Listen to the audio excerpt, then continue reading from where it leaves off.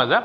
मी doctor Amol Bhusare. सध्याचा जो काही जुना परिचय होता तो होता, पण सध्या मी आपल्याकडे जे रिजनल मेंटल हॉस्पिटल आहे ठाण्याचं, त्या ठिकाणी मी क्लास 1 सायकॅट्रिस्ट म्हणून सध्या कार्यरत आहे. तर आपण डायरेक्ट मूळ विषयाला सुरुवात करायची तर सगळ्यात महत्त्वाची गोष्ट काय, हे जो आहे विषय की आपला मानसिक जाणीवेतून जागृतीकडे. जाणीव सगळ्यांना आहे की बाबा मानसिक प्रॉब्लेम असतात, माणसाचे मन आहे, मनाचे प्रॉब्लेम असतात हे, पण त्याची जागृती जी व्हायला पाहिजे ती प्रॉपररित्या होत नाही आहे असं वाटतं. म्हणून हा खटाटोप आहे. तर आमचं ज्यावेळेस डिस्कशन झालं, सानप सर आणि मी जुने मित्र आहोत, तर अलिबागला असताना आम्ही खूप प्रोग्राम घ्यायचो. तर ठाण्याला आल्यापासून आमचा पहिला कोलॅबरेशननं प्रोग्राम आहे. तर त्यावेळेस जेव्हा बोलत ते म्हणे यार आपण काय करू की समाजातली अशी जागृती करू या पत्रकारांमध्येच की ती एकाला केलं म्हणजे ती जवळजवळ 1000 लोकांपर्यंत पोहोचेल. त्यामुळं आजचा हा आपण पत्रकारांसाठी विशेष प्रोग्राम ठेवलेला आहे. यामध्ये सर्वात महत्त्वाचं माझं जे टॉक असेल त्याच्यामध्ये सर्वात महत्त्वाचं सायकॅट्री काय, सायकॅट्रिस्ट कोण आहे, सायकोलॉजिस्ट काय, मन काय, मनाची व्याख्या काय, या सगळ्या गोष्टींबद्दल मी तुमच्या प्रश्नांना उत्तर देणार आहे. ठीक आहे. इंटरॅक्टिव्ह केलं तर खूप चांगलं राहील. असंही तुम्हा लोकांना प्रश्न विचारणं खूप चांगल्या तऱ्हेनं जमतं. त्याच्यामुळे आता मनात धडकी म्हणून बसलेली असते की एक प्रकारे बाबा प्रश्न काय येतील पुढून, पण जर इंटरॅक्टिव्ह केलं तर खूप चांगल्या तऱ्हेनं होईल. सुरुवात मी करतो विषयाला. लक्षात घ्या की सर्वात पहिले आपण बघूया की सायकॅट्री म्हणजे काय. इथून सुरुवात करू आपण. सायकॅट्री म्हणजे काय, तर लक्षात घ्या की सायकॅट्री ही एक ॲलोपॅथीची ब्रँच आहे. आजकाल जर बघितलं आपण समाजामध्ये तर ॲलोपॅथीबद्दलच स्टिग्मा आहे. नको नको ॲलोपॅथीच्या गोळ्या नको, त्याच्यानं साईड इफेक्ट होते. तुम्ही सगळे साधारण 30च्या पुढचे दिसताय मला. ठीक आहे. तुम्ही जर विचार केला व्यवस्थित तर हा स्टिग्मा किंवा ॲलोपॅथीचे साईड इफेक्ट हे कधी आले हो? आपल्या लहानपणी नव्हते का? आज आयुर्वेद म्हणलं तुम्हाला, आयुर्वेदाला साईड इफेक्ट होत नाही असं आपण सरळ सरळ बोलतो. आयुर्वेद म्हणलं की तुमच्या डोक्यात डोळे मिटून जर शांतपणे मी म्हणलं पटकन काय नाव येतं तुमच्या डोळ्यापुढे नाव येईल? बाबा रामदेव किंवा पतंजली. बरोबर आहे. पण पतंजली आणि बाबा रामदेव ह्याच्या अगोदर आयुर्वेद नव्हतं का? त्याच्या अगोदरही होतं. डाबर होतं, दूध पापेश्वर होते, कंपन्या अगोदरही होत्या. पण त्यांनी काय केलं होतं, त्यांनी अशी मार्केटिंग नव्हती केली. ही जी मार्केटिंग केली आहे की एक प्रकारे कसं की स्वतःची काठी उंचवण्यासाठी इतरांची काठी कापणे हा जो प्रकार म्हणतो, ती काठी कापताना नकळत ॲलोपॅथीची काठी कापत गेले आणि आयुर्वेदाची काठी उंचवत गेले. आयुर्वेदाचा मी काही विरोधक नाही, माझी बायकोच MD आयुर्वेद आहे. ठीक आहे. त्यामुळे आयुर्वेदाबद्दल काय असं हे नाही, पण सांगण्याचा हेतू काय, ॲलोपॅथीचा डॉक्टर म्हणजे साईड इफेक्टचा डॉक्टर, हा जो स्टिग्मा आहे हा पहिले महत्त्वाचा आपण थोडक्यात दूर करूया. पहिले एक लक्षात घ्या की मी माझ्या बिल्डिंगमध्ये 7व्या मजल्यावर राहतो. 7व्या मजल्यावर राहण्यासाठी मला जाण्यासाठी माझ्या घरात जाण्यासाठी स्टेअर्स आहेत, लिफ्ट आहे. वेळ पडली तर मी अक्षय कुमार सारखं हेलिकॉप्टर घेऊन 7व्या मजल्यावर उडी पण मारू शकतो किंवा मग बाहेरून स्टेअर्स लावूनही जाऊ शकतो आमच्या बाल्कनीतून. पण सिंपल उपाय काय हो? कोणता उपाय? 7व्या मजल्यावर जायचं, रोज मला 10 वेळा जाणे येणं करायचं, तर मी काय करेल? लिफ्ट वापरेल. बरोबर. ही लिफ्ट म्हणजे ॲलोपॅथी आहे. ठीक आहे. आणि जर स्टेअर्सनं जायचं तर निश्चित तुमचं आरोग्य चांगलं राहील, सगळं राहील, पण तुम्ही थकून जाल, त्याला वेळ लागेल आणि कंटिन्यू जाणं तुमचं शक्य नाही. घरात पोहोचण्याचे अनेक मार्ग आहेत. हे स्टेअर्स म्हणजे एक प्रकारे आयुर्वेद आहे. ठीक आहे. पण ते प्रत्येकाला शक्य होणार आहे का? नाही. जेव्हा तुमच्याकडे उपलब्धता आहे साधनांची, किंवा कुणाला विमानानं जायला भीती वाटते दिल्लीला जायला, तर तो ट्रेननं जाईल. पण अशाच प्रकारचे वेगवेगळे मार्ग आहेत. ॲलोपॅथी, होमिओपॅथी, युनानी, हे सगळ्या ब्रँचेस आहेत. पण सर्वमान्य ब्रँच कोणती आहे? तर ॲलोपॅथी. त्याच्यामुळे ॲलोपॅथीमधली सायकॅट्री आहे. बरं, जसं आपल्याकडे आयुर्वेदाचा उगम संस्कृतमधून झालेला आहे, ॲलोपॅथीचा उगम हा ग्रीकमधून झालेला आहे. मग सायकॅट्री हा जो वर्ड आहे हा ग्रीकमधून आला आहे. सायकी म्हणजे काय? सायकी म्हणजे सोल. सोल म्हणजे काय? थोडक्यात आत्मा. आणि आयट्री म्हणजे काय? हिलिंग. Healing of soul. जो आत्म्याची हिलिंग करतो, जो आत्म्याचं म्हणजे उपचार करतो. आत्मा म्हणजे इथे परत म्हणाल सर भूताचे डॉक्टर आहेत का? मग आम्ही बरोबर जातो की बाबाकडे. आत्मा म्हणजे शब्दशः अर्थ न घेता इथं मन घ्यायचं आपल्याला. मनाची हिलिंग करणारा सब्जेक्ट म्हणजे सायकॅट्री, आणि हा सब्जेक्ट ॲलोपॅथीमध्ये आहे. सिमिलरली आता आयुर्वेदामध्ये पण, केरळामध्ये, ह्याच्यामध्ये पण आता मानसोपचार तज्ज्ञ त्याच्यातून निर्माण होत आहेत. आता हा झाला सायकॅट्री. मग सायकॅट्रिस्ट म्हणजे नेमका कोण आहे? सायकोलॉजिस्ट म्हणजे नेमका कोण आहे? कुणी सांगू शकेल का? हुई सायकॅट्रिस्ट, हुई सायकोलॉजिस्ट? पत्रकारांपैकी कुणी उत्स्फूर्तपणे सांगा, म्हणजे जेणेकरून आपल्याला थोडंसं हे होईल. कोण असतो सायकॅट्रिस्ट आणि कोण असतो सायकोलॉजिस्ट? दोन्ही सेम आहेत का? सिमिलर वर्ड आहेत का? दोन्ही सिमिलर पर्सन्स आहेत का?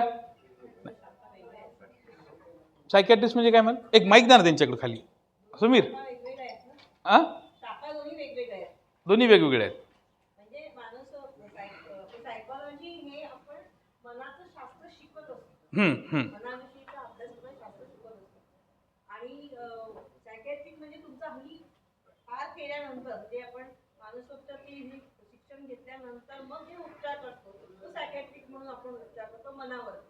ओके, पार्शियली बरोबर आहे मॅडमचं.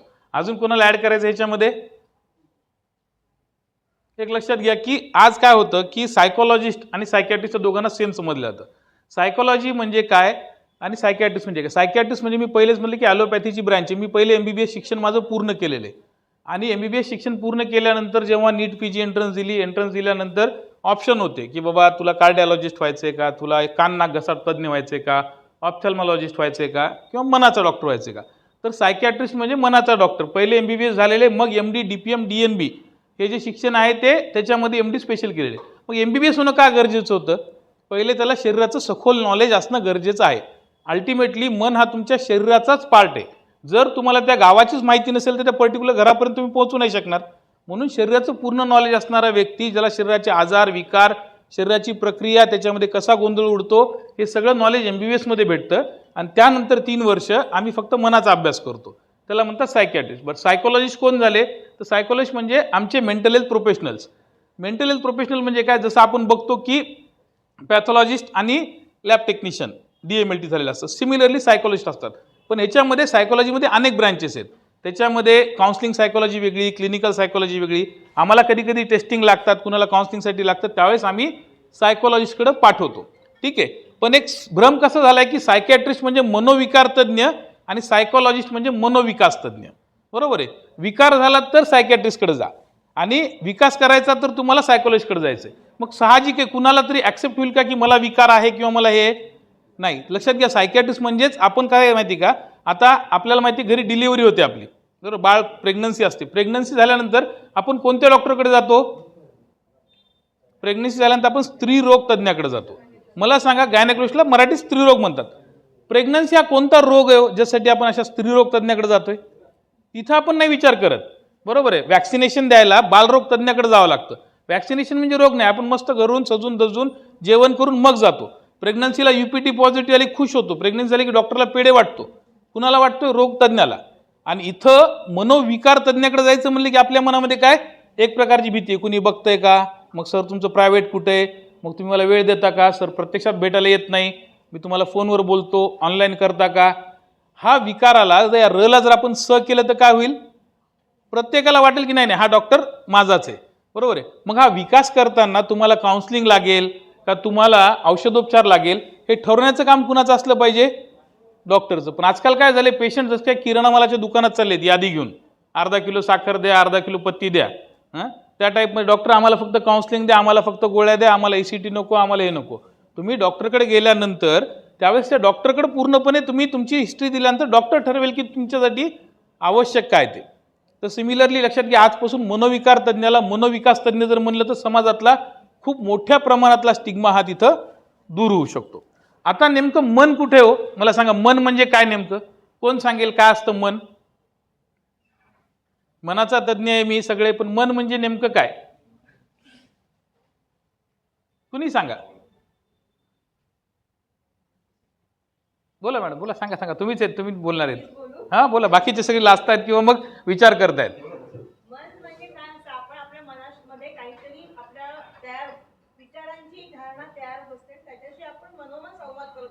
Okay, very good madam. मी परत पार्शियली बरोबर उत्तर दिलेलं आहे. 35 मार्क पडले मॅडमला, पास.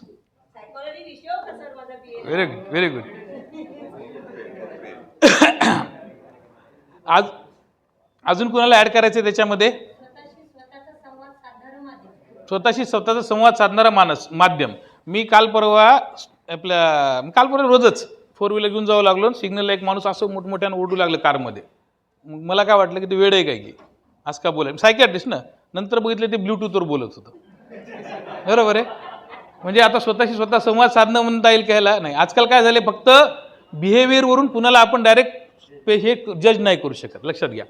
तर महत्त्वाची गोष्ट काय, हे जे होतं त्याचं म्हणजे कार चालवताना बाजूला बघितलं ते आरडाओरडा कुणा ओरडू लागलं आणि साहजिक सायकॅट्रिस्टने जर बिहेवियर वाईज तो काय वाटत होता, वेडा वाटत होता. पण जेव्हा जाऊन बघितलं की नाही नाही त्याच्यात मोबाईल चालू आहे. लक्षात घ्या, फक्त माणसाचे विचार आणि बिहेवियर या 2 गोष्टींनी मन बनत नाही, सोबत त्याच्यासोबत भावना असतात. बरोबर आहे. मन कुठे म्हणलं, लोकेशन कुठे म्हणलं तर आपण सगळेजण काय करतो, नकळत आपला हात इथं जातो. इथं मन आहे का आपलं? मी मनातून सांगायलो की, मी मनातून बोलायलो की, मी मनाबद्दल बोलायलो की, असं आपण खूप वेळा बोलतो इथं. बरोबर आहे. हे इथं मन नाही, इथं हृदय. ठीक आहे. ह्याचं काम रक्ताभिसरण करणं, सर्क्युलेशन करणं. पण मन कुठे आहे तर ह्या मेंदू नावाच्या गावामध्ये मन नावाचं एक छोटं घर आहे. मेंदू नावाचं गाव आहे, त्याच्यात मन नावाचं घर आहे. या घराला 4 भिंती नसून 3 भिंती आहेत. कोणत्या कोणत्या 3 भिंती आहेत? मॅडमनी सांगितलेली पहिली भिंत विचारांची, दुसरी मी जी गाडीमध्ये बोललो ती वर्तणुकीची, आणि तिसरी आहे भावनांची.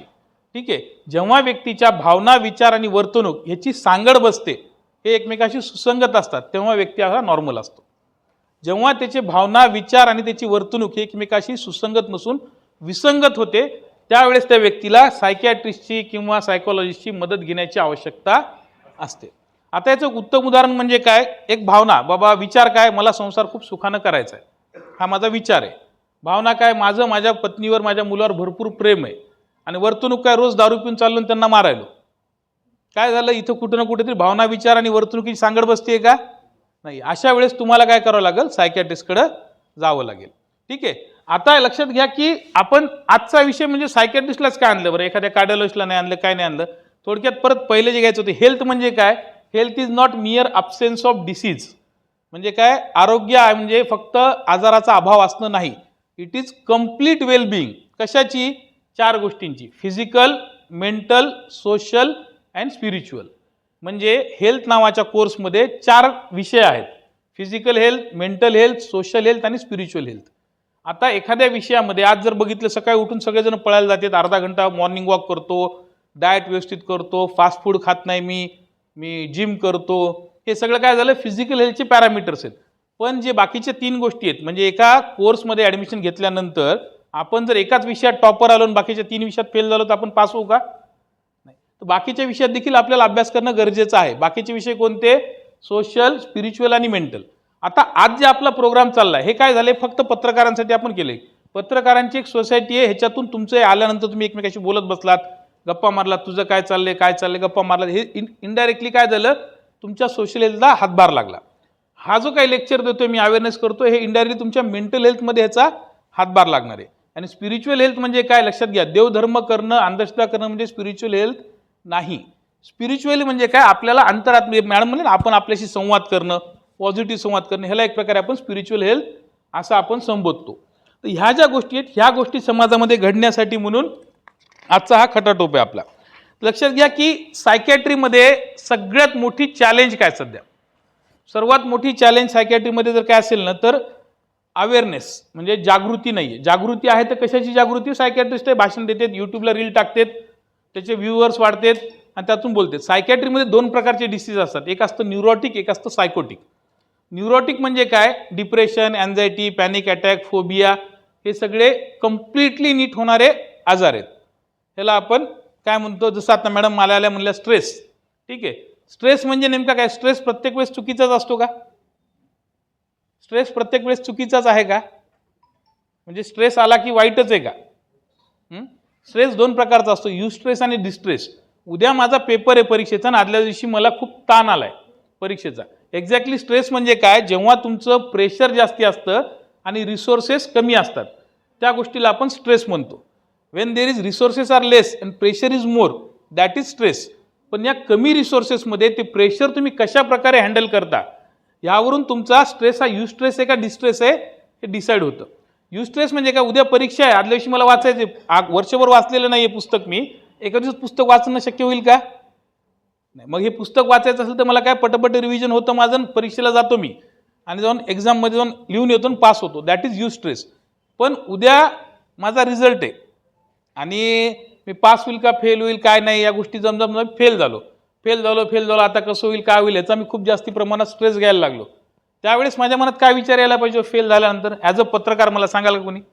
मी 10वीला फेल झालो किंवा तुम्ही सगळे 10वी 12वी पास झालात, कुणी फेल झालंय का? झाला असेल तर सांगा. म्हणजे त्यावेळेस काय मनात विचार आला होता? 2 प्रकारचे विचार आहेत, कोपिंग मेकॅनिझम म्हणतो आपण त्याला. आयुष्य संपलं हा विचार आला एक, बरं, दॅट इज निगेटिव्ह. अजून दुसरा काय विचार येईल? पुन्हा सुरुवात करू, हा जो विचार येईल ना, 6 महिन्याने परत एक्झाम आहे, परत देऊ. हे पहा, लक्षात घ्या, आपण अभ्यास केला नव्हता आणि आपण परत अभ्यास करून परत एक्झाम देऊ, हा ज्यावेळेस विचार येतो त्यावेळेस दॅट इज यू स्ट्रेस. म्हणजे त्या स्ट्रेसमधून बाहेर पडण्याची ती कला आहे. बरं, आज काय मॅडम म्हणल्या की 6 वर्षाचा मॅडमचा मुलगा म्हणतो की मला स्ट्रेस यायलाय. मिसनॉमर्स खूप झालेत. आपण बोलता बोलता सहज म्हणतो की मला डिप्रेस वाटायले, मला डिप्रेशन आले. डिप्रेशनला आपण एक प्रकारे दुःख, नाराजगी किंवा वाईट वाटणं is equal to, similar word आहे का डिप्रेशन म्हणजे? डिप्रेशन ही एक मेडिकल टर्मिनॉलॉजी आहे. डिप्रेशन म्हणजे नेमकं काय, तर लक्षात घ्या, डिप्रेशन म्हणजे पर्सिस्टंट सॅडनेस ऑफ मूड आणि loss of interest in previous pleasurable activities. जर 2 आठवडे कन्सिस्टंट राहत असेल आणि त्यासोबत वजन वाढणे, वजन घटणे, झोप न येणे, झोप वाढणे, जास्तीची झोप येणे किंवा वीक वाटणे, जनरलाइज वीकनेस वाटणे, अशा गोष्टी जर 2 आठवडे राहत असतील तर ते एक आजाराचं नाव आहे, त्याला म्हणतात नैराश्य. बरोबर आहे. पहिले काय आला, ताण आला, तणाव आला, स्ट्रेस आला. स्ट्रेसमधून आपल्याला काय झालं, तणाव निर्माण झाला. तणावातून आपल्याला दुःख झालं. हा दुःख जर पर्सिस्टंट राहत असेल तर आपलं कॉन्सन्ट्रेशन कमी झालं, लॉस ऑफ इंटरेस्ट झाला. त्या गोष्टीतून आपण डिप्रेशनमध्ये गेलो.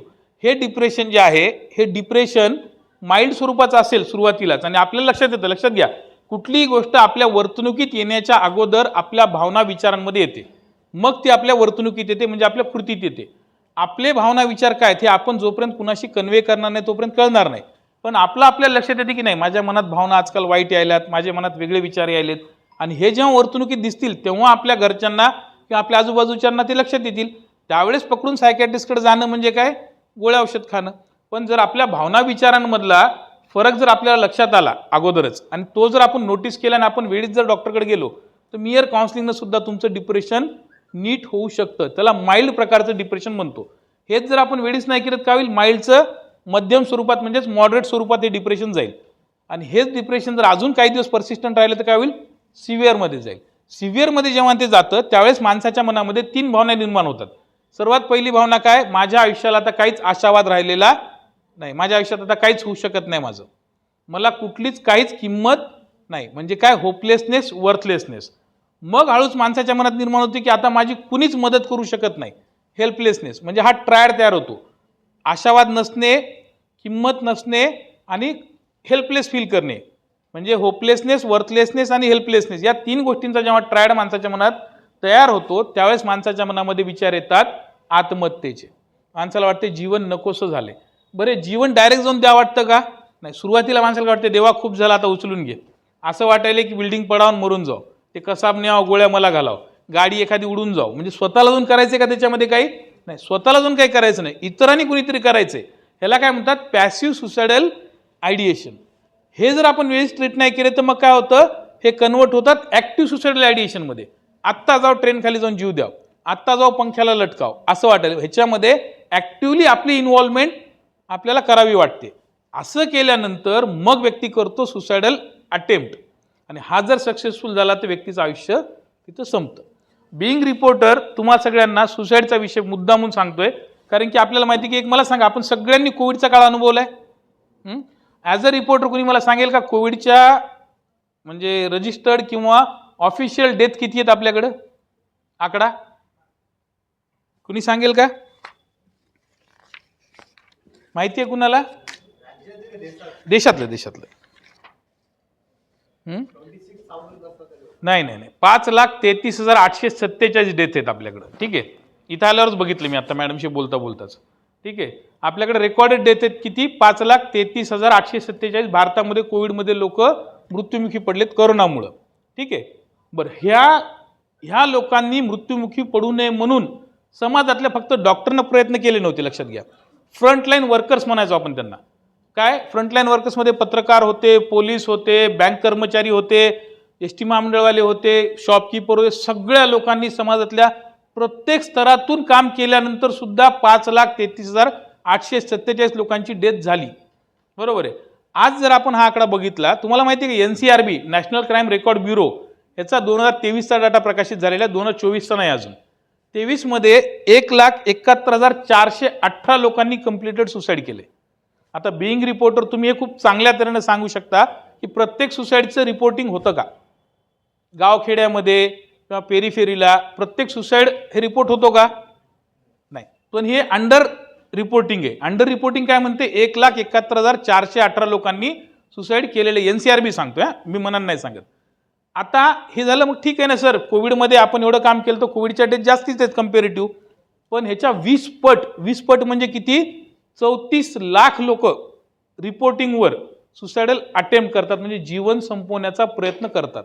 आता मला सांगा, 5,33,000 लोक मरू नये म्हणून समाजातल्या किती स्तरावरून काम केल्यानंतर झालं होतं, आणि जेव्हा 34 लाख लोक पर वर्षाला जीव देण्याचा प्रयत्न करतात आणि ते होऊ नये म्हणून आपण कोणत्या लेवलला काम करायला पाहिजे. जस्ट असा एखादा प्रोग्राम घेऊन आणि आपण अवेअर होऊन ते प्रोग्राम म्हणजे ते करणं शक्य आहे का? ते एक सुरुवात आहे, ही लक्षात घ्या. या सुरुवातीला काय सुसायडल अटेम्प्ट रोखणं ही आपल्यासाठी खूप महत्त्वाची गोष्ट आहे. कारण की आज जर आपण बघितलं, सर इथे गट्टी सर आहेत, रोड सेफ्टीवर काम करतात ते. आज जर आपण बघितलं यंग एजमधला डेथचं महत्त्वाचं कारण पहिला रोड ट्रॅफिक ॲक्सिडेंट आहे, सेकंड म्हणलं तर सुसाईड. भारत हा कॅपिटलच चालला आहे सुसाईडचं. तर हे सुसाईडवर प्रिव्हेन्शन करणं गरजेची गोष्ट आहे. आणि ह्याच्यामध्ये सर्वात महत्त्वाचा रोल जर कुणाचा असेल तर रिपोर्टर लोकांचा खूप महत्त्वाचा रोल यामध्ये येतो. आता मला सांगा की सुसाईड प्रश्न उत्तरांचं घ्यायचं आपल्याला, का ह्याच्यावर मी कंटिन्यू सुरू करू? ठीक आहे. एक लक्षात घ्या की सुसाईडवरच बोलूया आपण. मला मॅडमनी विचारलं की सर भय्यूजी महाराज, बरोबर आहे, भय्यूजी महाराजांनी सुसाईड काय केलं? भय्यूजी महाराज सुसाईड होऊन खूप दिवस झालेत. कॅफे कॉफी डेवाला माणूस त्यानं सुसाईड केलं. रिसेंट तुम्हाला माहिती आहे की सुशांत सिंग राजपूतचं सुसाईड, किंवा पोलीस दलामधले जे एक हे होते सिनियर ऑफिसर होते त्यांचं सुसाईड. दररोज जर आपण बघितलं तर रोज कुठं ना कुठं तरी एक सुसाईडच्या न्यूज आपल्या कानावर चालू असतात. वेर ह्या न्यूज कुठून येतात? रिपोर्टिंगमधून येतात. नेमके सुसाईड करतात का लोक? सुसाईडचे नेमके किती प्रकार असतात लक्षात घ्या. सुसाईडचे प्रकार म्हणलं की सुसाईडची वेज सांगतो आपण, हँगिंग, पॉयझनिंग, हे नाही. सुसाईड होतं का नेमकं? तर लक्षात घ्या, सुसाईडचं महत्त्वाचं कारण म्हणलं की आपल्या डोक्यात येतं की डिप्रेशन. 101% मी आत्ताच तुम्हाला डिप्रेशन शिकवलं, त्याच्यामध्ये सुसाईड होतं. पण 8 वर्षाच्या मुलाला, 9 वर्षाच्या मुलाला वडिलांनी मोबाईल दिला नाही म्हणून सुसाईड केलं, असं शक्य आहे का? कालपर्यंत त्यांनी एकदम छान प्रवचन दिलं आणि नंतर जाऊन त्यांनी सुसाईड केलं. त्यांना काही डिप्रेशनसारखं वाटत नव्हतं, त्यांचं मागचं प्रवचन तर खूप चांगलं होतं. मग अचानक सुसाईड का घडलं त्यांच्यामध्ये? लक्षात घ्या, डिप्रेशन हा एक महत्त्वाचा पार्ट आहे. पण बाकीचे सुसाईडचे टाईप आहेत. ह्याच्यामध्ये 4 टाईप आहेत सुसाईडचे: अनॉमिक, इगोइस्टिक, अल्ट्रुइस्टिक आणि इगोस्टिक. आपण म्हणतो की अल्ट्रुइस्टिक. असे प्रकारचे 4 प्रकारचे आहेत. तर अनॉमिक सुसाईड म्हणजे नेमकं काय लक्षात घ्या. ह्याच्यामध्ये जेव्हा आपण बघतो ना की अनॉमिक सुसाईड म्हणजे काय, सडन सोशल डिस्रप्शन जिथं होतं. सडन सोशल डिस्रप्शन म्हणजे काय, जे भय्यूजी महाराजांबद्दल झालं. म्हणजे सोसायटीमध्ये कमवलेली इज्जत आहे, किंवा ठीक आहे त्यांचं खूप मोठ्या व्यक्तींचं नाव आहे, पत्रकार आहेत, त्यामुळे पर्टिक्युलर त्याला कोट करू नका. आपण एक उदाहरण घेऊ. आमचा एक डॉक्टर मित्र आहे कुणीतरी, त्याचं समाजात खूप चांगलं नाव आहे, सगळे. अचानक कुणीतरी एका बाईने त्याच्यावर ॲलिगेशन केलं की ह्यानं माझ्यावर रेप केला आणि माझं हे केलं. 376 नॉन बेलेबल ऑफेन्स, पोलीस आले, त्याला उचलून घेऊन गेले आणि सगळ्या पेपरमध्ये त्याची न्यूज आली. या डॉक्टरनं असं केलं, ॲक्युज आहे, हे आहे. आणि त्याचं पूर्ण जे समाजात त्याची जी प्रतिष्ठा होती ते सोशल डिस्रप्शन झालं.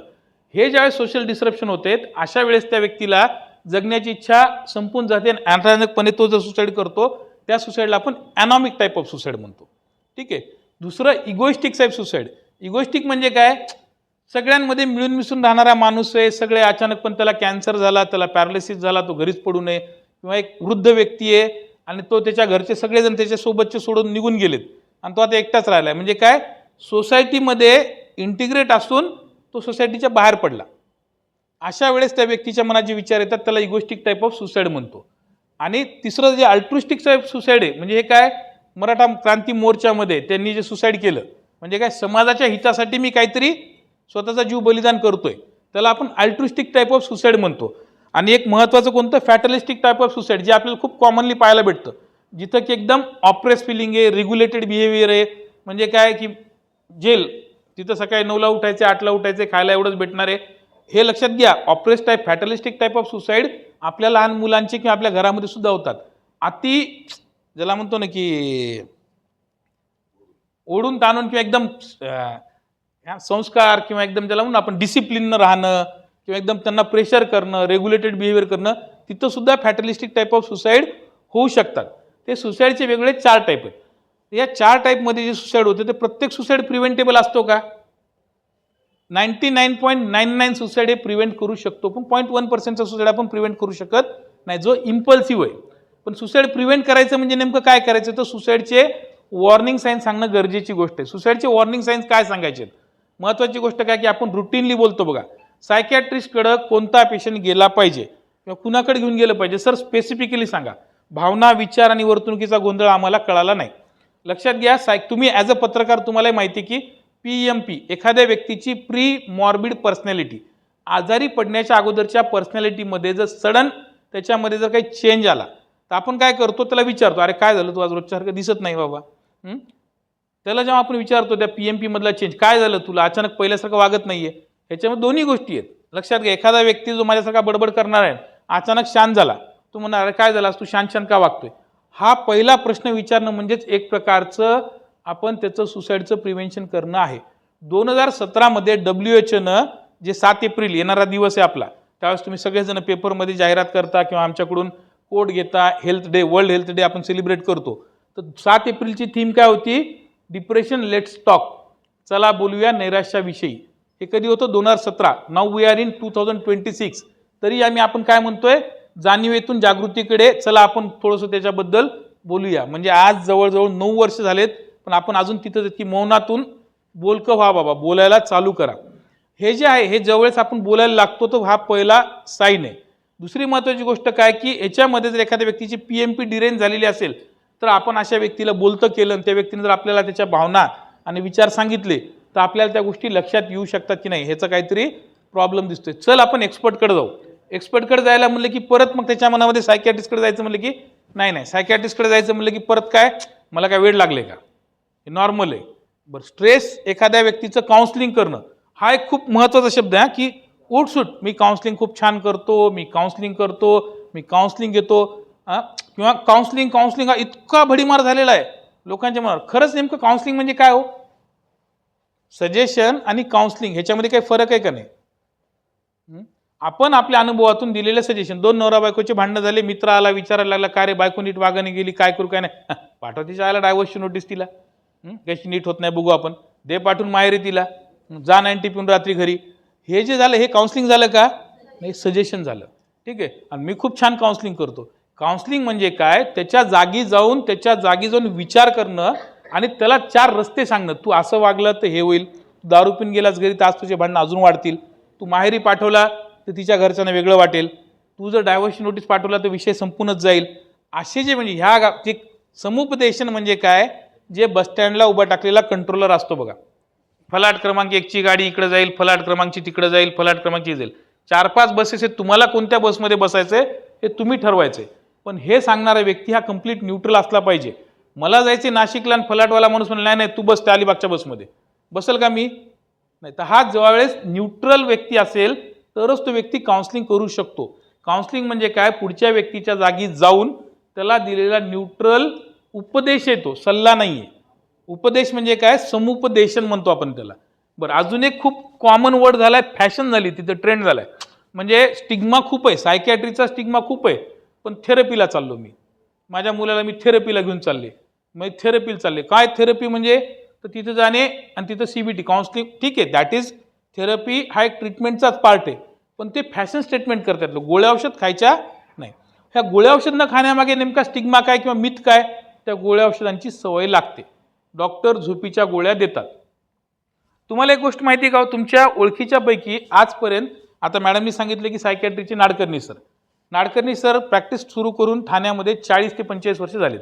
आजही जर तुम्हाला विचारले की सायकॅट्रिस्ट म्हणजे कोणतं, तुमच्या डोक्यासमोर एक नाडकर्णी सर येतात. दरवर्षी आपल्याकडे 10-15 सायकॅट्रिस्ट ॲड होत आहेत, पण त्यांचे नाव आपल्याला माहिती आहेत का?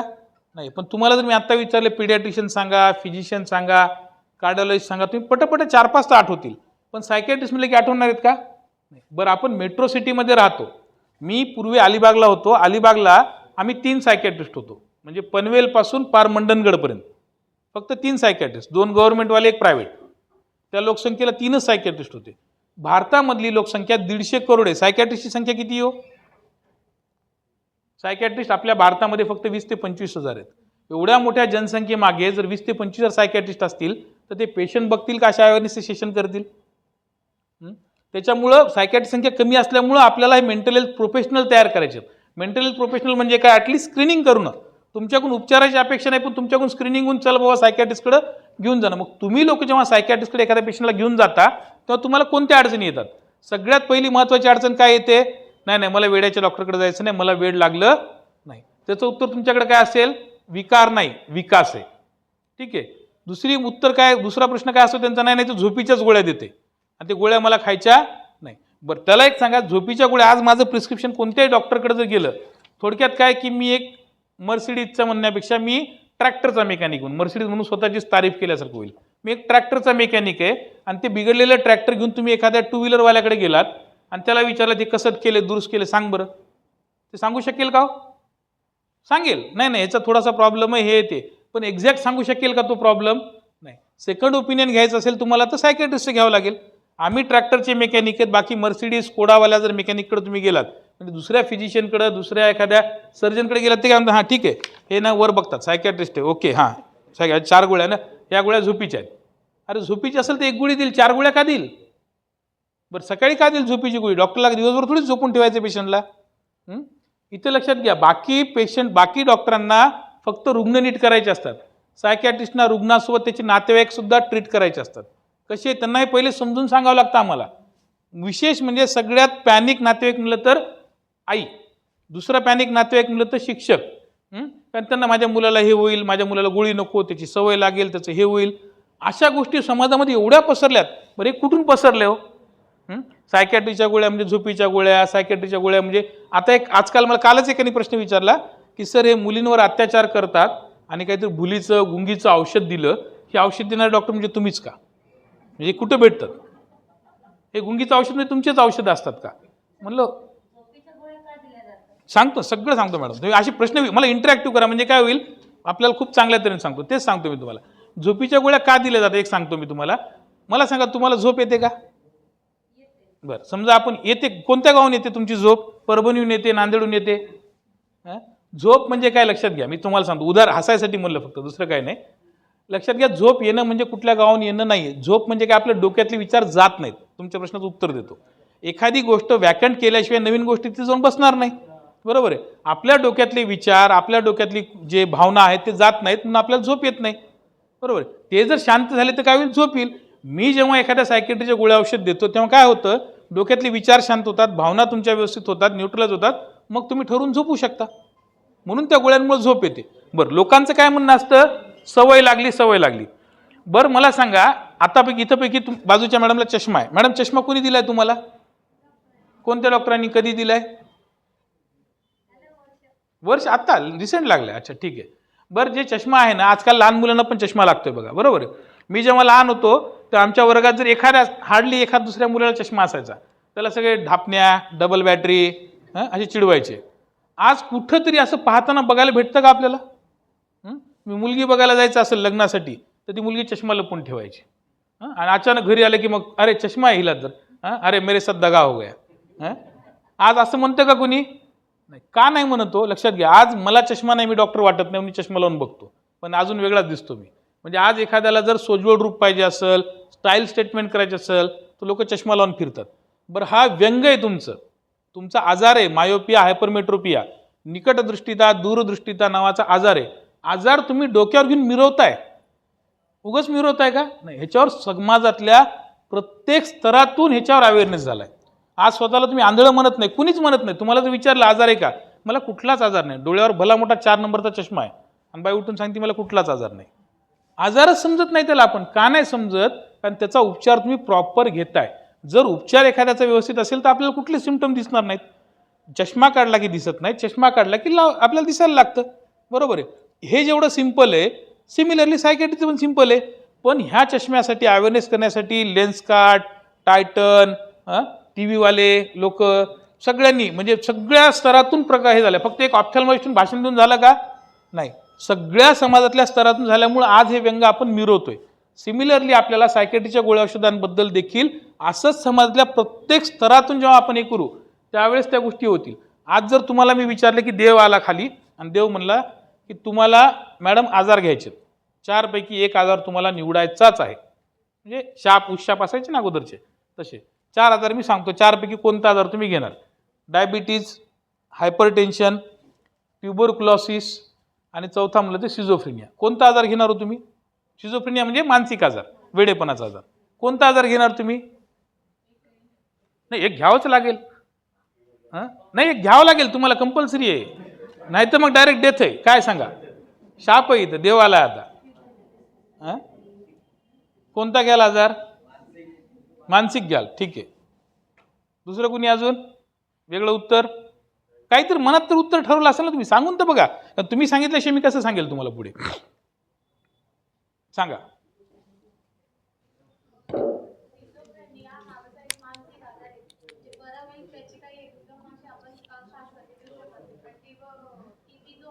हम्म. त्याच्यावर 6 महिन्यामध्ये जर गोळ्या औषधी जर भेटत असेल तर आपण त्याच्यावर उपचार करून लवकर बाहेर पडू शकतो. पण हे डायबिटीज असेल किंवा सिझोफ्रेनिया असेल, सिझोफ्रेनिया म्हणजे काय की डायरेक्ट नसते तरी आपण इमॅजिन करतो. नाही ते सांगतो मॅडम. ऐका, मॅडमनी खूपच एकदम छान सांगितलं.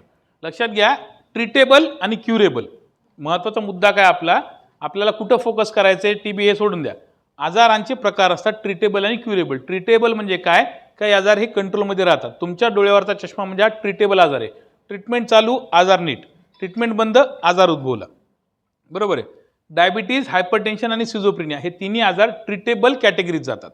पण आज लोक स्टाईलने सांग, मला डायबिटीज आहे, मला हायपरटेन्शन आहे, त्याचंही त्यांना काही वाटत नाही. पण सिझोफ्रेनिया आहे मला सांगायला काय होतं लोकांना? नाही, कसं तरी वाटतं, त्यांना सांगावंच वाटत नाही.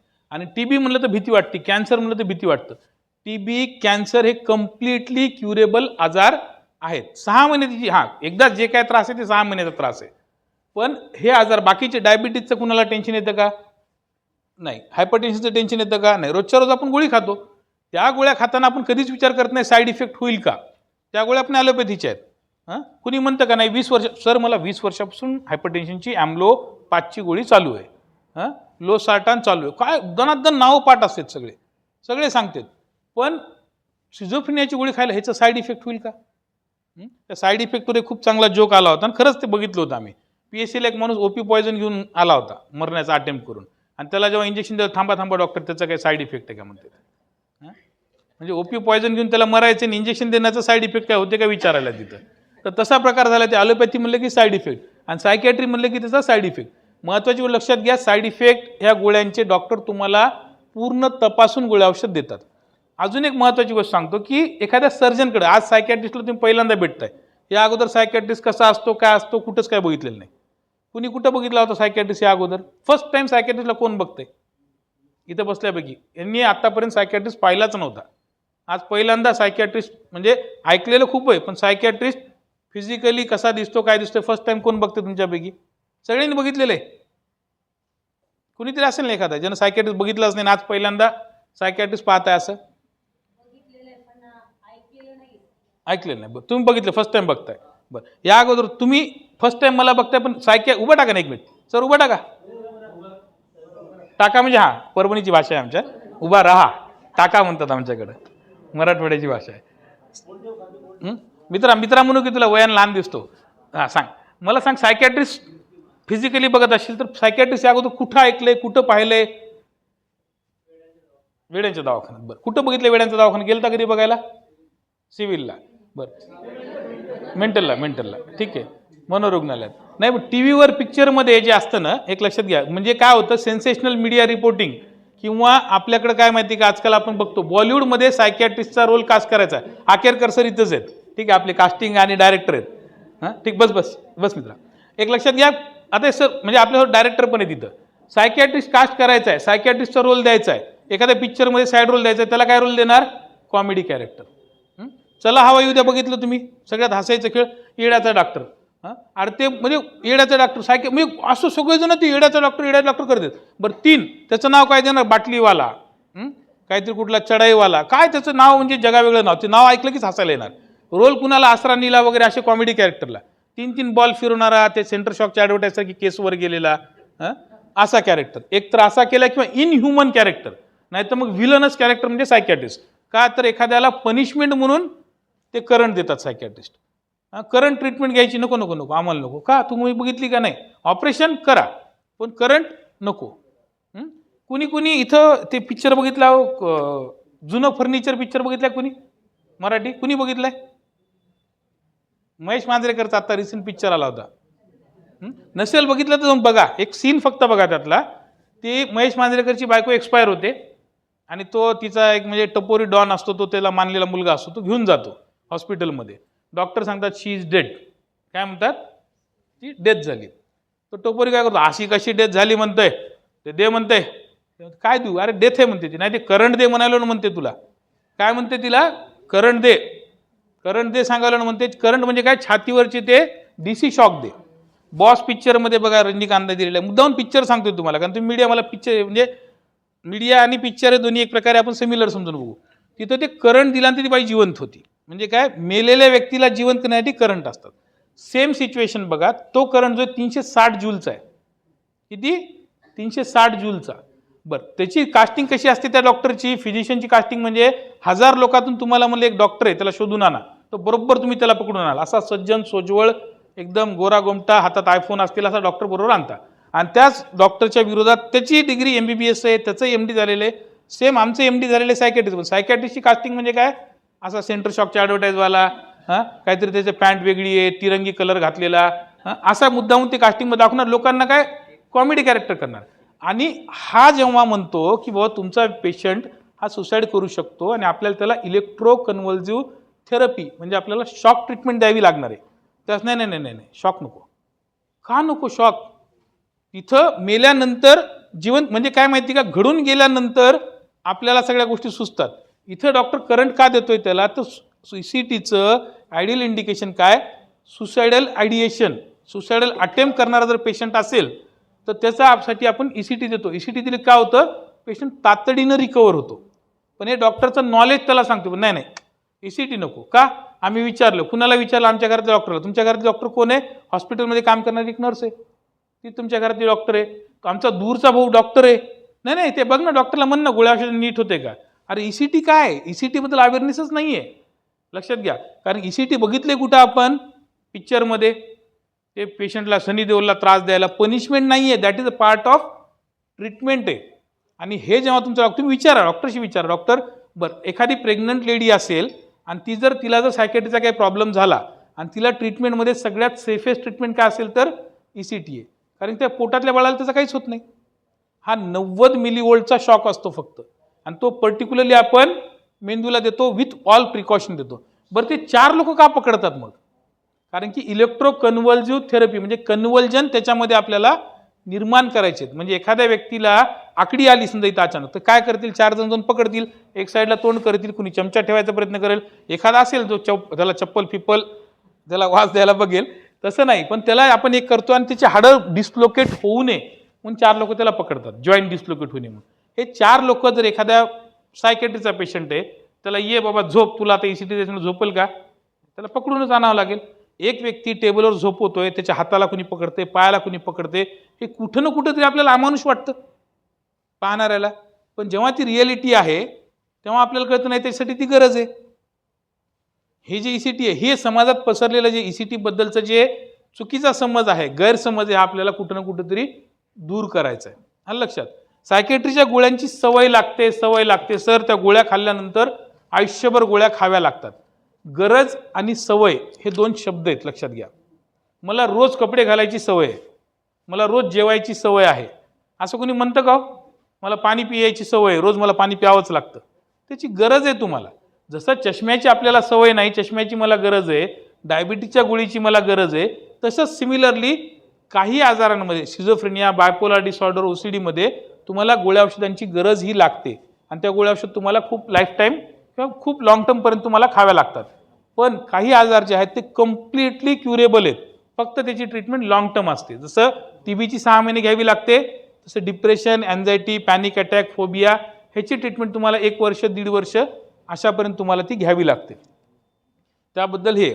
बरं, मला तुम्हा लोकांना महत्त्वाची गोष्ट काय सांगायची आहे की लक्षात घ्या, मीडिया म्हणजे आपण असं म्हणतो की लोकशाहीचा 4था स्तंभ आहे, बरोबर आहे, समाजाचा आरसा आहे. पण खरंच समाजाचा आरसा राहिलाय का आता? नाही, इन्फ्लुएन्सर झालाय. मीडियामधून कुणाला रातोरात तुम्ही कुणाला हिरो आणि कुणाला झिरो करू शकता. हे तुमच्या हातात, तुमच्या लेखणीत, तुमच्या त्या डिजिटल प्लॅटफॉर्ममध्ये तेवढी ताकद आहे. आज तुम्ही कुणाला हिरो करू शकता आणि कुणालाही झिरो करू शकता. म्हणजे का? तर इन्फ्लुएन्स लोकांवर खूप तगडा झालेला आहे. त्याचं रिझन महत्त्वाचं काय? हे हातात आलेलं आपल्या डिव्हाइस. हे डिव्हाइस म्हणजे काय? This is device for communication. Nowadays it is only use for information, entertainment, finance, अशा सगळ्या गोष्टींसाठी डिव्हाइस आपण वापरलं जातं. यूट्यूबला चॅनल, यूट्यूबला माझी प्रसिद्धी करायची, लगेच हे म्हणजे कुठली गोष्ट असेल तर ह्याच्यावर वापरतात. लोक हे वापरायला चालू केलेत आणि लोक वापरून काय करतात, त्याच्यातून इन्फ्लुएन्स होतात आणि इन्फ्लुएन्स होऊन मग ते लोक कृती करतात. मला सांगा हो, अगोदर आता तुम्हाला मी थोड्या वेळापूर्वीच बोललो होतो की वेब सिरीज बिभत्सता जी दाखवायलेत ना आजकाल, काल धुरंधर 2, धुरंधर 1, ते पनिशमेंट दाखवलं, त्याच्या डोळ्याला काहीतरी लावलेलं, त्याच्या डोळ्यात ते हे घातलेलं इंजेक्शन घातलेलं, किंवा आपल्या रिसेंट फ्रीजमध्ये तुकडे करून मुलीला ठेवलं. निळा ड्रम म्हणले की डोळ्यापुढे काय येतं आपल्या? बायकोनं घरी निळा ड्रम आणला म्हणलं की छातीत दडदड व्हायला लागली. निळा ड्रम प्रसिद्ध झाला आहे का? तर निळ्या ड्रममध्ये एका पत्नीनं त्याच्या नवऱ्याला सिमेंट टाकून मारलं. हे काय झालं? कुठंतरी आपल्या ऐकण्यात आलं, कुठंतरी आपल्या वाचण्यात आलं, कुठंतरी आपल्या पाहण्यात आलं. मग हळूच काय झालं? ते आपल्या विचारात आलं, आपल्या विचारात येऊन ते आपल्या कृतीत आलं. निगेटिव्ह गोष्टी जशा आपल्या पाहण्यात, ऐकण्यात, वाचण्यात आल्यानंतर आपल्या विचारात येतात आणि आपल्या कृतीत येतात, सिमिलरली पॉझिटिव्ह गोष्टीसुद्धा जर आपल्या ऐकण्यात, पाहण्यात आणि वाचण्यात आल्या तर ते आपल्या विचारात येऊ शकतात आणि आपल्या त्या कृतीत येऊ शकतात. त्यामुळं हे लोकांच्या पाहण्यात, वाचण्यात, ऐकण्यात तुम्ही लोकांनी आणावं, ही आमची एक छोटीशी माफक अपेक्षा तुमच्याकडून आहे. तुम्हाला लोकांकडून की बाबा सायकॅट्री म्हणजे फक्त वेडेपणा नाही, वेडेपणा ट्रीट करणं नाही. सायकॅट्री म्हणजे हा मनोविकासाचा कार्यक्रम आहे. बरं, ह्याच्यामध्ये काय होतं? सुसाईडचं ग्लोरिफिकेशन. तुम्ही बघता सुसाईड झालं म्हणजे ते त्याची म्हणजे प्रायव्हसी किंवा त्याचे कायदे कानून ठीक आहे. तुम्हा लोकांना खूप मोठा स्ट्रेस आहे, आय कॅन अंडरस्टँड. म्हणजे आज कॉम्पिटिशन खूप मोठं आहे. तुम्ही जर विचाराल की सर स्ट्रेस कसा दूर ठेवायचा आहे, तर लक्षात घ्या कॉम्पिटिशन ठीक आहे, पण कंपॅरिझन दुःखाचं कारण आहे. त्यांना न्यूज दिली म्हणून मला द्यावी लागते. इकडे बोलबिडूची न्यूज असली की लगेच तिकडे काहीतरी खास आहे, ते दन एकच चॅनल इथली इंग्लिशची न्यूज मराठीत कॉपी करून तीच चालू आहे, सगळीकडे सध्या चालू आहे. पण ह्या ज्या न्यूज आहेत, ह्या न्यूज देताना आपण त्याचा कुठंतरी ही न्यूज आपण का देतोय? बरं, या न्यूज देताना ह्या न्यूजमधून पॉझिटिव्ह काय बाहेर निघतंय किंवा एखाद्यातून निगेटिव्ह काय इम्पॅक्ट, पॉझिटिव्ह नका निघू देऊ. पण म्हणतो ना की 100 गुन्हेगार सुटले तरी चालतील, पण एका बेगुन्हाला शिक्षा होऊ नये. आपल्या एखाद्या न्यूजमुळं लोक इमिटेट करणं ज्याला म्हणतो ना आपण, किंवा एखाद्या गोष्टीला कॉपी करणं, याला वर्दर इफेक्ट म्हणतात. वर्दर इफेक्ट म्हणजे काय? वर्दर नावाचं एक बुक होतं फॉरेनमध्ये, काय सॉरोज ऑफ यंग वर्दर, काय ते गोटे नावाचं होतं, नाव वाचता येत नाही मला इंग्लिशमध्ये, GOTT गोटे नाव होतं त्याचं, काय ते साइन त्या लेखकाचं. त्यांनी लिहिलं शेवटी तो व्यक्ती सुसाईड करायचा, म्हणजे त्याचे सॉरोज सगळ्या वाचून त्याला रिझल्ट काय दिला? सुसाईड. मग हे वाचल्यानंतर लोकांना काय वाटतं की अरे माझ्या आयुष्यात पण आहे, इमिटेट करणं आणि रिझेंबल करणं. आपण जर आत्ता समजा एखादा पिक्चर दाखवला, सर मला ना तुम्ही बोलताना डॉक्टर कमी तुम्ही पोलिसच जास्ती वाटायलात, असं वाटतं खूप वेळा. सर तुम्ही ना त्या ह्याच्यासारखे दिसता, त्या विलनसारखे दिसता, तुम्ही साऊथच्या हिरोसारखे दिसता, असं काय काय जण म्हणते का? कारण कुठं ना कुठं तरी जे बघताना आपण कुणाला तरी कॉपी करतो, त्या व्यक्तीच्या जागी आपण ठेवून बघतो. ह्याला काय म्हणतं? रिझेंबल करणं. हे रिझेंबल जेव्हा करायला लागतात लोक, त्या पुस्तकाशी, त्या पिक्चरमधल्या कृतीशी 3 इडियट्समध्ये त्या व्यक्तीनं उडी मारली होती. बरं, तुमच्या अगोदर ते कमल हसनचा श्रीदेवीचा पिक्चर आला होता, एक दूजे के लिए, त्या काळात खूप सुसाईड झाले होते. That is also वर्दर effect. जर एखादी न्यूज आली की बाबा की काहीतरी झालं, आपलं काय होतं की डॉक्टरच्या बायकोनं सुसाईड केलं, मी डॉक्टर यार माझी बायको आहे का नाही जीवन, घरी जाऊन बघा वाटतं मला. कारण वर्दर इफेक्ट, माणसं काय करतं? रिझेंबल करतं, इमिटेट करतं. काही लोक त्याला इमिटेट करतात. हा वर्दर इफेक्ट नव्हता, पॅपेजन इफेक्ट म्हणून दुसरा इफेक्ट आहे, तो आपल्याला होणं गरजेची गोष्ट आहे. पॅपेजन इफेक्ट म्हणजे काय? पॉझिटिव्ह न्यूज देणं. असं न होता त्याच्यामध्ये असं केलं असतं तर हे झालं असतं. बरं, एखादी न्यूज देताना सेन्सेशनल करण्यापेक्षा ती हिलिंग कशी करणारी न्यूज होईल. न्यूज देणं तुमचं काम आहे, 100% तुमचं ते कर्तव्य आहे. न्यूज देताना ती हिलिंग व्हावी, ना की त्याच्यामुळं अजून त्या न्यूज पसराव्या. ह्या गोष्टी खूप महत्त्वाची गोष्ट आहे. सुसाईडबद्दल आपल्याला खूप काही हे प्रोटोकॉल्स आहेत. तुम्हाला माहिती आहे का सुसाईड करणं हा गुन्हा आहे का हो? पत्रकार म्हणून सांगा बरं. गुन्हा आहे. किती महिन्याची शिक्षा होते? कोणता IPC कुणी सांगू शकेल का? एखादा पत्रकार.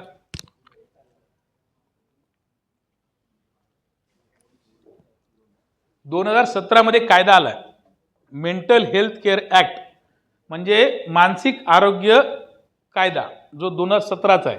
त्याच्यामध्ये सुसाईडला डिक्रिमिनलाइज केलेलं आहे. अगोदर 309 नावाचा IPC होता. त्याच्यामध्ये एखाद्या व्यक्ती जर सुसाईडल अटेम्प्ट करत असेल तर त्या व्यक्तीला नीट केलं की पोलीस घेऊन जायचे, 6 महिने जेलमध्ये टाकायचे, नाही तर काही जुर्माना भरून घ्यायचे, त्याला विचारायचे पण नाही. पण 2017 म्हणतोय मी, लक्षात घ्या. नोव्हेंबर 2016ला पारित झाला, एप्रिलपासून आपल्याकडे इम्प्लिमेंट झालाय. आज आपण कुठे आहेत? 26 मध्ये. पण आपल्याकडे अजूनही माहित नाही की डिक्रिमिनलायझेशन ऑफ सुसाइडल अटेम्प्ट आहे. जर एखादा रुग्ण सुसाइडल अटेम्प्ट म्हणून भरती झाला असेल तर पोलिसाच्या अगोदर सायकॅट्रिस्टला बोलवलं पाहिजे. का? तर तो व्यक्ती जर सुसाइडल अटेम्प्ट करतोय तर तो कुठल्या तरी स्ट्रेसरमधून करतोय आणि त्याचा स्ट्रेसर ॲड्रेस होणं गरजेची गोष्ट आहे. ते 115 जे आहे ना आमचं सेक्शन 115, त्यामध्ये क्लिअर कट सांगितलेलं की सुसाइडल अटेम्प्ट हा डिक्रिमिनलाइज झालेला आहे. मेंटल हेल्थ केअर ॲक्टच्या, ह्याचा अवेअरनेस अजूनही लोकांकडे नाही. म्हणून आज काय होतं, फिजिशियनकडे एखादा व्यक्ती सुसाईड अटेम्प्ट करतो, हवालदार जातो, त्याचे आईवडील परेशान आहेत, ते लपवायचा प्रयत्न करतात, त्याच्यातून त्याचा पुढचा सुसाईड अटेम्प्ट पण होतो आणि कदाचित तिसऱ्या सुसाईड अटेम्प्टला तो सक्सेस होतो आणि 1,71,000 मध्ये त्याचा एक नंबर जोडून जातो. हेच जर आपण अवेअरनेस केला की नाही हा डिक्रिमिनलाइज झालेला आहे, एखाद्या व्यक्ती जर सुसाईड अटेम्प्ट करत असेल तर कुठल्या तरी स्ट्रेसरमधून करतोय आणि तो स्ट्रेसर आपण ॲड्रेस करणं गरजेची गोष्ट आहे. आपल्याला सुसाईडल अटेम्प्ट माहीत नसला तर अबेटमेंट ऑफ सुसाईड माहिती आहे. 306 IPC 306 IPC म्हणजे काय, एखाद्या व्यक्ती सुसाईड करण्यासाठी ह्या व्यक्तीमुळे कारणीभूत झाला आहे.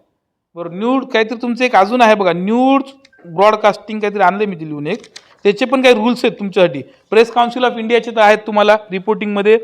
News broadcasting and digital standards authority, ह्याच्यामध्ये तुम्हाला क्लिअर कट मेन्शन केलेलं आहे की एखादी सुसाईडची न्यूज द्यायची असेल किंवा एखादी जर न्यूज द्यायची असेल तर कशी दिली पाहिजे. डाईड बाय सुसाईड आणि कमिटेड सुसाईड या दोन वाक्यातला फरक काय सांगा बरं. एखादा व्यक्ती कमिटेड सुसाईड केलाय म्हणजे एखाद्या व्यक्तीनं सुसाईड कमिट केलं, काहीतरी कृती केली असं वाटतं. डाईड बाय सुसाईड जेव्हा म्हणतो आपण, मेला, सुसाईडमुळे मेला, मेला म्हणजे काय, एक्सपायर झाला, ही गोष्ट माणसाच्या मनावर जास्ती परिणामकारक ठरते. तर आपली वाक्यरचना जी आहे ना, ती वाक्यरचना सुद्धा आपल्याला खूप महत्त्वाची आहे. ती वाक्यरचना जर तुम्ही अशी केली तर निश्चित त्याच्यामध्ये होईल. त्याचबरोबर तुम्हाला अजून महत्त्वाचं काय तर इन्फॉर्मेशन टेक्नॉलॉजी ॲक्ट आहे तुमचा 2000चा, त्याच्यामध्ये पण तुम्हाला महत्त्वाचे काही रूल्स अँड रेग्युलेशन आहेत. मी म्हणत नाही तुम्ही rules and regulation strictly follow करा किंवा मी कुठला वकील नाही आहे, पण महत्त्वाचं काय की हे जर थोडेसे फॉलो केले आपण तर निश्चित समाजामध्ये मेंटल हेल्थचा अवेअरनेस तर होईल, पण जो स्टिग्मा आहे तो स्टिग्मा दूर होण्याचं काम खूप मोठ्या प्रमाणात होईल. तुमच्या लोकांकडून अजून एक महत्त्वाचं काय तर एक शेवटचं एकच सांगायचं की एक हेल्पलाईन आहे आमची 14416, जी टेलिमानसची हेल्पलाईन आहे. 24/7 फ्री ऑफ कॉस्ट तिथं काउन्सिलिंग केल्या जाते. सायकॅट्रिस्टला फोन करून सर काउन्सिलिंग करता का म्हणण्यापेक्षा 14416ला जर फोन केला तर आमच्यासारखे सायकॅट्रिस्ट गव्हर्नमेंटनी तिथं अपॉइंट केलेत, काउन्सिलर ठेवलेत, सायकोलॉजिस्ट ठेवलेत. ह्या नंबरचा प्रचार आणि प्रसार तुमच्याकडून मोठ्या प्रमाणात व्हावा ही तुमच्याकडून एक अपेक्षा आहे. मला असं वाटतं